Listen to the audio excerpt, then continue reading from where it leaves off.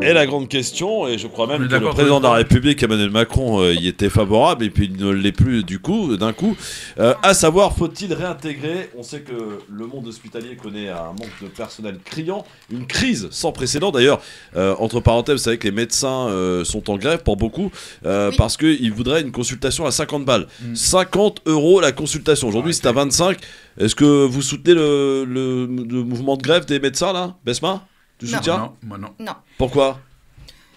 Parce que je considère que, vu l'inflation dans laquelle on se trouve en ce moment, passer d'une consultation à 25 €, enfin de 25 € à 50 €, c'est énorme. Les gens ne seront pas, seront pas en capacité de pouvoir suivre, parce que là, ça va supposer que tu augmentes le tiers payant. Ouais. Oui, bah oui. Tu vas l'augmenter jusqu'à combien et comment? Alors pourquoi je suis pour?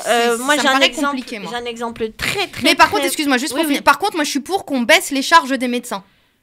Parce que si on diminuait les charges des médecins, peut-être qu'ils ne se sentiraient pas aujourd'hui dans l'obligation de demander une hausse de la consultation. C'est-à-dire que quand il encaisse 25, si on ne lui prend pas 15 et qu'on lui laisse 15 et qu'on lui prenne que 10, et peut-être que ça se passerait. Audrey, pourquoi t'es pour? Concrètement, moi j'ai un exemple très précis. Mon médecin traitant a dû récupérer la patientèle de 2 de ses collègues qui n'ont pas été remplacés. Ça veut dire qu'il a triplé sa patientèle.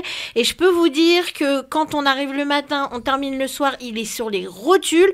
Je peux comprendre, sincèrement, et j'ai aussi des personnes dans mon entourage qui sont dans le milieu médical.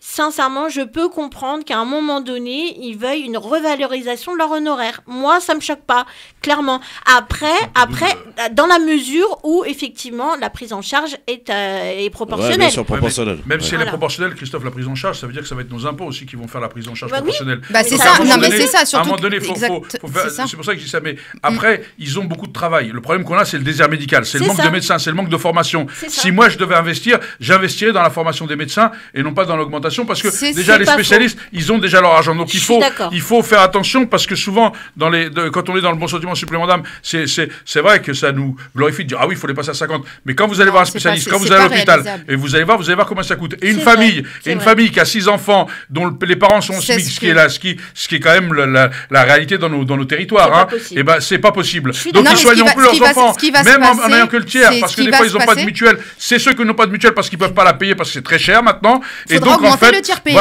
Et là, ça sera augmenter les impôts derrière. Et c'est pas tenable, parce que ça sera pas tenable, parce que les personnes qui ne pourront pas payer une consultation à 50 €, soit vont se retrouver dans une situation d'une violation de leur droit à l'accès aux soins, parce qu'elles n'auront plus d'accès aux soins, en tout cas aux généralistes, ou sinon ça va surcharger les urgences, qui sont déjà dans une situation dramatique, parce que celui qui n'aura pas les moyens de payer son médecin traitant, il va faire quoi? Pour se faire soigner, il va aller au service des urgences. Et déjà que les urgences, c'est dramatique. Là, pour le coup... je veux juste rajouter ça. Avant de rajouter, je voudrais que tu me dises pourquoi il faut réintégrer les soignants qui sont non vaccinés. Alors, je vais te répondre, mais juste qu'il faut quand même savoir qu'il y a certains médecins qui ne se font pas payer. Il faut le savoir. Comment ça, il ne faut pas payer? Ils ne se font pas payer. Oui, ça c'est vrai aussi.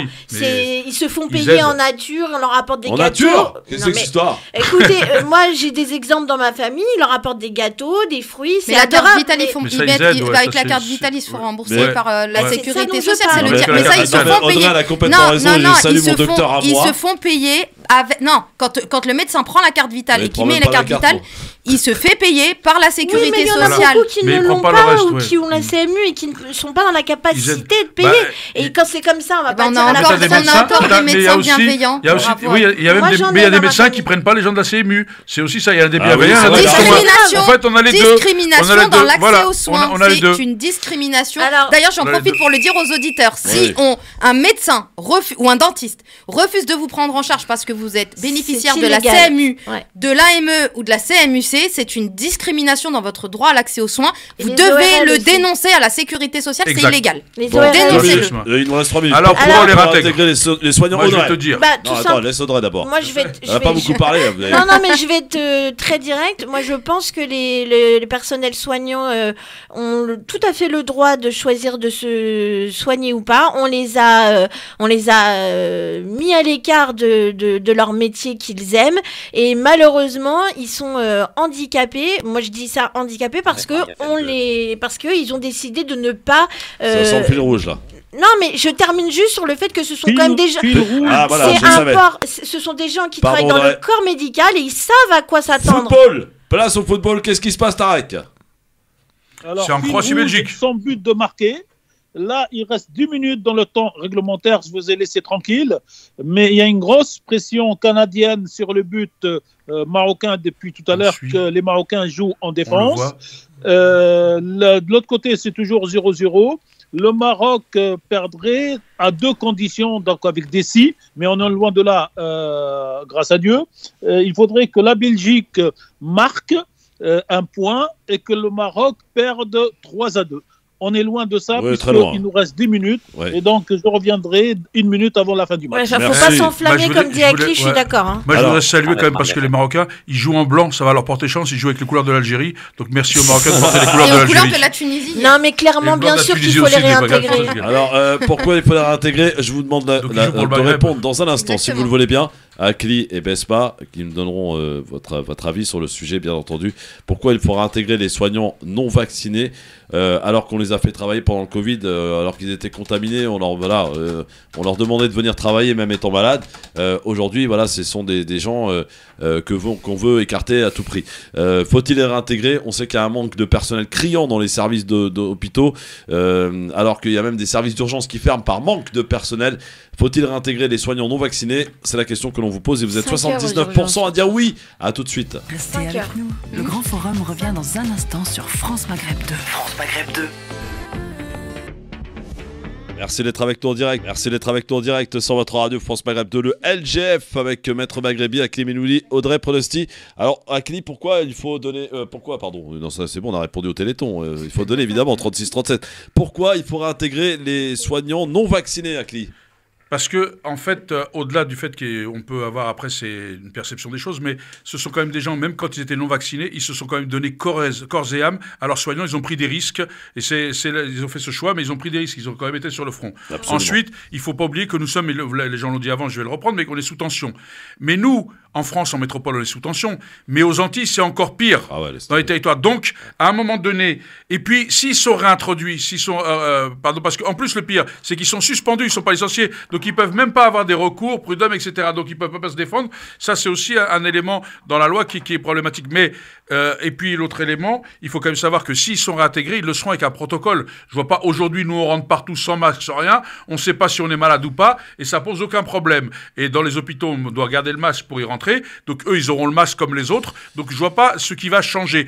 À part à être sur du dogmatisme et pouvoir les punir pour les punir, je ne sais quoi, de ne pas accepter. Mais si c'est la liberté, le droit de prendre, effectivement, à quel moment ces gens-là ont mis en danger la vie d'autrui? C'est aussi de ça. Aujourd'hui, on voit bien. Et puis, je finis, dans toute l'Europe, partout dans le monde, ils ont été réintégrés. Il n'y a que la France qui continue à persister et qui signe. Donc, à un moment donné, il faut qu'ils arrêtent, ou alors ils changent de tisane, mais il faut qu'ils réfléchissent autrement, quoi. C'est QFD. Maître Maghrebi, il faut réintégrer les soignants non vaccinés?